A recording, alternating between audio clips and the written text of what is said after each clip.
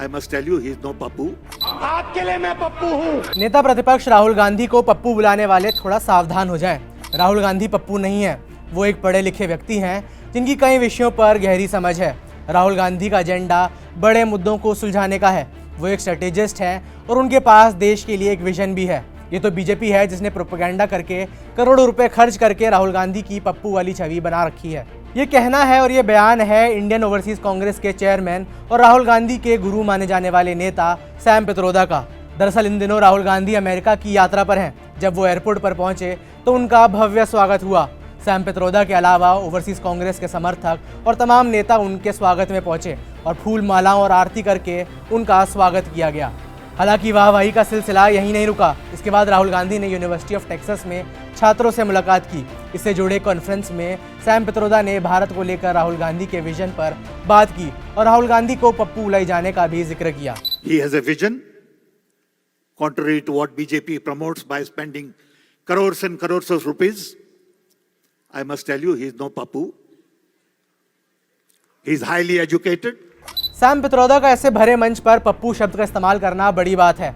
ये शब्द तो कांग्रेस भी कई बार इस्तेमाल नहीं करती। और तो और जब राहुल गांधी उनके सामने बैठे थे, यही वजह है कि सोशल मीडिया पर उनका ये वीडियो और राहुल गांधी के रिएक्शन भी काफ़ी वायरल हो रहे हैं। राहुल गांधी का यह अमेरिका दौरा एक और वजह से चर्चा का विषय बना हुआ है। दरअसल इसी कार्यक्रम के दौरान राहुल गांधी ने चीन की तारीफ कर डाली। राहुल ने कहा कि भारत में सब कुछ मेड इन चाइना ही मिल रहा है। China is dominating global production. You go to India, you look at the phones, you look at the furniture, you look at clothes, you'll see on the back, made in China. That's a fact, right? So what has happened? The West, America, Europe, India have given up on the idea of production and they've handed it to China. America की धरती से उन्होंने केंद्र सरकार और RSS पर भी जमकर आरोप लगाए। राहुल गांधी ने कहा कि चुनाव के दौरान संविधान पर बार बार हमला किया गया, लेकिन भारत के लोगों ने संविधान पर हमला स्वीकार नहीं किया। The fight was crystallized in the election when millions of people in India clearly understood that the Prime Minister of India is attacking the Constitution of India. What people understood in the election clearly, and I saw it happening. When I used to raise the Constitution like this, people understood what I was saying.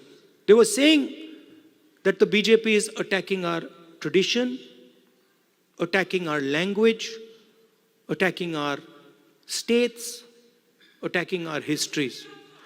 University of Texas में अपने भाषण के दौरान राहुल गांधी ने RSS का भी जिक्र किया। उन्होंने कहा कि आरएसएस मानती है कि भारत एक सोच है, लेकिन हम मानते हैं कि भारत अनेक सोचें हैं। The RSS believes that India is one idea.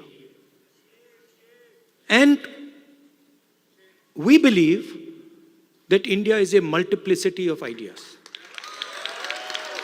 And we believe, by the way, very much like the United States, we believe that everybody should be allowed to participate. We believe that everybody should be allowed to dream. Everybody should be given space, regardless of their caste, language, religion, tradition, history. Rahul Gandhi के बयान पर विवाद तो होना ही था। विदेशी धरती पर जो उन्होंने बयान दिए हैं, उसके लिए बीजेपी ने उन पर देशद्रोह का मुकदमा चलाने की मांग कर डाली है। वो भारत की तारीफ करने के बजाय बाहर में जाकर के, इंडिया के बाहर, भारत के बाहर जाकर भारत को गाली देना, ये तो लगता है चाइना की तारीफ करना, दुश्मन देश की तारीफ करना।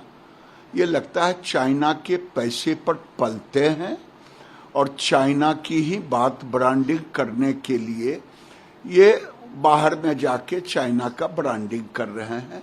इन पर तो ऐसे लोगों को, अगर कानून भारत में नहीं होता, अगर मोदी जी संविधान की रक्षा नहीं करते, तो ऐसे लोगों को देशद्रोह का मुकदमा चलाना चाहिए, जो भारत की निंदा भारत के बाहर जाके करे, भारत को बदनाम करे और दुश्मन देशों की तारीफ करे। राहुल गांधी के लिए ये ट्रेंड नया नहीं है। ये पहला मौका नहीं है जब उन्होंने विदेश जाकर बीजेपी और आरएसएस के खिलाफ बयान दिए हैं। इससे पहले भी वो ऐसे बयान दे चुके हैं और हर बार सियासत गर्मा जाती है।